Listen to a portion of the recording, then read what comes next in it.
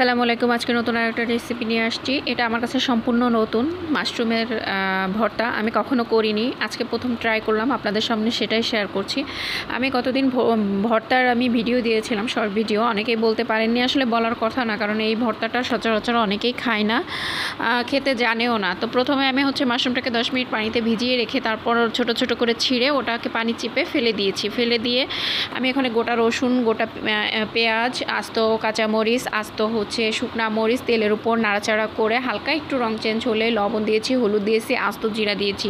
ওটা দিয়ে হালকা করে একটু নাড়াচাড়া করে মাশরুমটা দিয়ে ধিম আছে, একদম কম আছে, আমি ঢেকে ভালোভাবে এপিট ওপিট করে ভাজা ভাজা করে নিয়েছি। একদম মাশরুমটাকে ভাজা ভাজা করে ওর মধ্যে একটু ধনেপাতা দিয়েছি। তারপর ব্লেন্ড করেছি, কারো হাতে সময় থাকলে আপনারা শিলপাটায়ও বেটে নিতে পারেন। তারপর আমি এর মধ্যে সামান্য সরিষার তেল দিয়েছি, খুব বেশি দিব না যেহেতু সয়াবিন তেল দেওয়া আছে।